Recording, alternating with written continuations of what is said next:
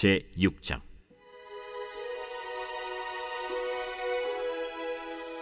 선지자의 제자들이 엘리사에게 이르되, 보소서, 우리가 당신과 함께 거주하는 이곳이 우리에게는 좁으니 우리가 요단으로 가서 거기서 각각 한 제목을 가져다가 그곳에 우리가 거주할 처소를 세우사이다. 가라. 청하건대 당신도 종들과 함께 하소서. 내가 가리라 하고 드디어 그들과 함께 가니라. 무리가 요단에 이르러 나무를 베더니 한 사람이 나무를 벨 때 쇠도끼가 물에 떨어진지라. 내 주여, 이는 빌려온 것이니이다. 어디 빠졌느냐? 하매 그곳을 보이는지라. 엘리사가 나뭇가지를 베어 물에 던져 쇠도끼를 떠오르게 하고 이르되, 너는 그것을 집으라 하니 그 사람이 손을 내밀어 그것을 집으니라.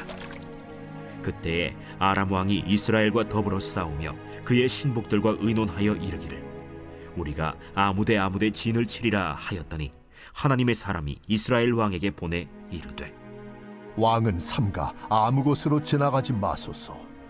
아람 사람이 그곳으로 나오나이다. 이스라엘 왕이 하나님의 사람이 자기에게 말하여 경계한 곳으로 사람을 보내 방비하기가 한두 번이 아닌지라. 이러므로 아람 왕의 마음이 불안하여 그 신복들을 불러 이르되, 우리 중에 누가 이스라엘 왕과 내통하는 것을 내게 말하지 아니하느냐? 우리 주 왕이여, 아니로소이다. 오직 이스라엘 선지자 엘리사가 왕이 침실에서 하신 말씀을 이스라엘의 왕에게 고하나이다. 너희는 가서 엘리사가 어디 있나 보라. 내가 사람을 보내어 그를 잡으리라. 보라, 그가 도단에 있도다 하나이다. 왕이 이에 말과 병거와 많은 군사를 보내매 그들이 밤에 가서 그 성읍을 에워쌌더라. 오늘 본문의 말씀은 북이스라엘 왕국과 아람 사이에 벌어진 전쟁의 스토리입니다. 그때 이스라엘 왕은 여호람이었고 아람의 왕은 벤하닷이었습니다. 그때가 언제인가 하면 연대가 BC 845년경이었습니다. 그 당시 강대국이었던 아람이 약소국이었던 이스라엘을 자주 침공을 했습니다. 그런데 이상한 일이 벌어지기 시작합니다. 아람 왕이 작전 명령을 내립니다. 어디 지점에 매복을 해라. 그러다가 틈이 생기면 치고 들어가라. 그런 작전 지시였습니다. 그런데 이스라엘 지역에서 방비를 너무 잘하는 것입니다. 번번이 좌절되고 한두 번이 아니었습니다. 계속 반복적으로 그런 일이 벌어지니까 아람 왕이 고민에 빠집니다. 그래서 의심하기 시작합니다. 혹시 신하들 가운데 첩자가 있나? 이스라엘과 내통하는 것이 아닌가? 정보를 제공하는 것이 아닌가? 그런 생각을 한 것입니다. 그래서 신하들을 다 소집을 하고 호통을 칩니다. 너희들 가운데 혹시 첩자가 있는 것 아닌가? 그러자 침묵을 깨고 한 신하가 말을 합니다. 폐하, 그게 아니오라. 사실은 엘리사 선지자라는 작자가 있는데 그 자가 모든 정보를 간파하고 이스라엘 왕에게 알려주기 때문에 우리가 번번이 실패하는 것입니다. 그래, 그러면 엘리사를 체포하면 되겠군. 그래서 체포령을 내립니다. 그때 엘리사가 어디에 있었습니까? 도단성에 있었습니다. 그래서 군대를 급파해서 밤에 은밀하게 많은 군사들이 도단성을 포위하게 됩니다. 그런데 오늘 본문은 말하기를 엘리사는 포위되지 않았다. 다만 그의 사환만이 포위되었다. 이게 무슨 말일까요? 분명히 엘리사와 사환이 같은 집안에 있었는데 왜 한 사람은 포위되고 한 사람은 포위되지 않았을까요? 다시 말하면 사환은 포위되어서 두려워하고 있는데 엘리사는 포위되었지만 전혀 두려워하지 않았다라는 겁니다. 그게 어떻게 가능했을까요? 엘리사에게는 큰 믿음이 있었기 때문입니다. 라고 하는 것입니다. 큰 믿음 때문에 오히려 그는 포위되었다고 느끼지 않고 하나님에게 호위되었다고 느낄 수가 있었던 겁니다. 그러니까 당연히 담대할 수가 있었죠. 그러니까 엘리사와 사환 두 사람이 객관적으로는 동일한 상황 속에 있었지만 그러나 주관적으로는 사환은 포위되어 있었다고 느꼈고 엘리사는 호위되어 있다고 느낀 것입니다. 오늘 우리도 마찬가지라는 것이죠. 믿음이 없으면 문제들로 포위되어 살 수밖에 없습니다. 하지만 믿음이 있으면 동일한 문제들이 우리를 둘러싸고 있어도 우리는 오히려 하나님에게 호위되어 있다고 느끼고 살아갈 수 있다는 사실입니다. 저와 여러분들은 어느 쪽입니까? 포위되어 살고 있습니까? 아니면 호위되어 살고 있습니까? 오늘 본문 성경을 한번 살펴보면서 나 자신을 한번 진단해 보시기를 바랍니다. 나는 포위되어 사는가 아니면 호위되어 사는가? 그것이 우리 인생의 승부를 갈라놓는다는 사실을 기억하시기를 바랍니다. 먼저 사환을 보십시오. 그는 포위되어 사는 인생의 전형적인 모습입니다. 그런 인생은 문제투성이의 인생 속에서 두려워하고 전전긍긍하다가 결국은 패배하고 만다는 사실입니다.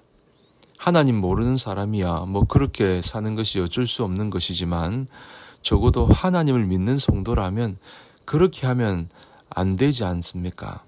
그런데 성도들 가운데서도 정말 포위되어 사는 인생이 있다면 정말 안타까운 일이 아닐 수가 없는 것입니다.